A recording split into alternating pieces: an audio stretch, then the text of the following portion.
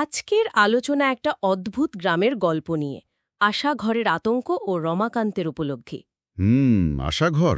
নামটা আশাঘর হলেও গল্পটা কিন্তু বেশ অন্যরকম। জায়গাটা নাকি খুব থমথমে, মানে বাইরের জগৎ থেকে প্রায় বিচ্ছিন্ন। হ্যাঁ, মোবাইল নেটওয়ার্কও বিশেষ নেই। একদম। আর সেখানেই রমাকান্ত বলে একজনের সাথে কিছু ভুতুড়ে ঘটনা ঘটেছিল। আজ সেটাই একটু খুঁটিয়ে দেখব আমরা। ঠিক। আর এই যে বিচ্ছিন্নতা বললেন না, এটাই অনেক সময় স্থানীয় বিশ্বাস, ভয় এগুলোকে আরও জমাট বাঁধায়। মানে শহরে হয়তো এগুলোকে অত পাত্তা দেওয়া হয় না। সে তো বটেই। গ্রামের এই পুরনো লোককথা, অশরীরী ভয় এগুলোর মধ্যে কিন্তু একটা অন্যরকম টান আছে। দেখা যাক এর ভেতরে কি আছে। গল্পটা শুরু হচ্ছে গ্রামের এক পুরনো অশ্বত্থ গাছের নিচে। 3 বন্ধু, মধুসূদন, শ্যামাচরণ আর যদুনাথ, ওরা আড্ডা দিচ্ছে। সন্ধে হয়ে আসছে, পরিবেশটাও বেশ থমথমে, তাই তো? হ্যাঁ, ঠিক তাই। আর সেখানেই মধুসূদন প্রথম ওই নিম গাছটার কথা বলে, শ্মশান ঘাটের পাশে যে নিম গাছটা। ওহ, শ্মশানের পাশের নিম গাছ। এটা তো বেশ পুরনো কুসংস্কারের একটা জায়গা। হ্যাঁ, মধুসূদন বলছিল ওর প্রপিতামহের নাকি দাহ হয়েছিল ওখানে, আর তারপর ওই গাছের নিচে আত্মাকে খাবার দেওয়া হতো। খাবার দেওয়া হতো আত্মাকে? হ্যাঁ, লোকমুখে প্রচলিত আর কি। বিশ্বাস ছিল আত্মা এসে খেয়ে যায়। আর এই কথাটা শুনেই শ্যামাচরণ খুব ভয় পেয়ে গেছিল। পবাটা স্বাভাবিক। শ্মশান, নিম গাছ, অতৃপ্ত আত্মা, এই ধারণাগুলো তো যুগ যুগ ধরে আছে। এগুলোই হয়তো পরের ঘটনাগুলোর জন্য একটা যাকে বলে স্টেজ তৈরি করে দিয়েছিল। একদম। এরপর যদুনাথ বলতে শুরু করে রমাকান্তের নিজের অভিজ্ঞতা। আচ্ছা। অন্ধকার হয়ে গেছে, রমাকান্ত ওই নিম গাছের কাছের পুকুরে গেছিল, পা ধুতে। ও, রাতে ওই জায়গায়? হ্যাঁ, আর প্রথমেই জলে একটা শব্দ পেল, তারপর হঠাৎ পিছন থেকে দমকা হাওয়া। কিন্তু আসল ভয়টা এর পরে। টর্চের আলো ফেলতেই রমাকান্ত দেখে অন্য সব গাছ শান্ত, কিন্তু শ্মশানের ধারের বাঁশঝাড় আর ওই নিম গাছটা দুটো নাকি প্রচণ্ড দুলছে। হ্যাঁ, শুধু ওই দুটো গাছ? হ্যাঁ, আর নিম গাছে দেখল একটা আবছা অবয়ব ঝুলছে, টকটকে লাল, রক্ত মাখা, আর গা বেয়ে টপ টপ করে রক্ত পড়ছে। বাপরে, এটা তো সাংঘাতিক দৃশ্য। ভাবা যায়? এই দেখে উনি তো প্রায় জ্ঞান হারানোর মতো অবস্থা। কোনো মতে বাড়ি ছোটেন। এই যে লাল অবয়ব, রক্ত, এই ধরনের ডিটেলস কিন্তু ভৌতিক গল্পে বা এই ধরনের অভিজ্ঞতায় খুব কমন। মনের গভীরের ভয়ও কি এরকম দৃশ্য তৈরি করতে পারে, বিশেষ করে ওই রকম একটা থমথমে পরিবেশে? সেটাই তো প্রশ্ন। বাড়ি ফেরার পর রমাকান্তের অবস্থা আরও খারাপ।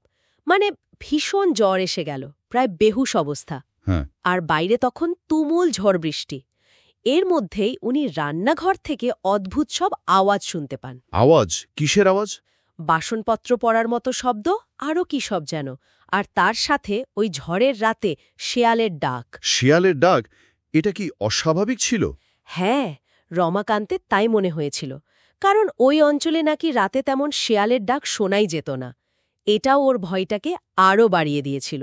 ঠিক। এই ছোট ছোট অস্বাভাবিক ঘটনাই কিন্তু অনেক সময় বড় ভয়ের জন্ম দেয়, মনটাকে আরও সন্দেহান করে তোলে। একদম। এরপর উনি সাহস করে রান্নাঘরে যান, আর গিয়ে যা দেখেন সেটা আরও ভয়ের। কি দেখেন? দেখেন বাসনপত্র সব ঝরানো ছিটানো, দেওয়াল আর মেঝেতে সিঁদুরের মতো লাল ছোপ, আর আর দুটো বিভৎস রক্তমাখা পায়ের ছাপ। পায়ের ছাপ? রক্তমাখা? হ্যাঁ, আর তার মধ্যে একটা সোজা, অন্যটা নাকি উল্টো দিকে। উল্টো পায়ের ছাপ? এটা তো ক্লাসিক ভূতের গল্পের এলিমেন্ট। কিন্তু কিন্তু কিন্তু মজাটা হলো, বা বলা ভালো রহস্যটা হলো, যখন উনি ওনার স্ত্রী নির্মলাকে ডেকে আনেন। হ্যাঁ, নির্মলা কি দেখে? নির্মলা কিছুই দেখতে পায় না। রান্নাঘর তখন নাকি একদম স্বাভাবিক, কোনো ছাপ নেই, বাসনপাত্রও গোছানো। বলেন কি? তাহলে কি রমাকান্ত ভুল দেখেছিল? নির্মলা তো তাই মনে হয়েছিল। উনি ভাবলেন জ্বরের ঘোরে রমাকান্ত দুঃস্বপ্ন দেখেছে। এখানেই তো আসল প্রশ্নটা, কোনটা সত্যি? রমাকান্তের ওই ভয়ঙ্কর অভিজ্ঞতা, নাকি নির্মলার দেখার স্বাভাবিক রান্নাঘর? সত্যিই তো। এটা কি শুধুই মনের ভুল, নাকি অন্য কিছু? হয়তো দুটোই।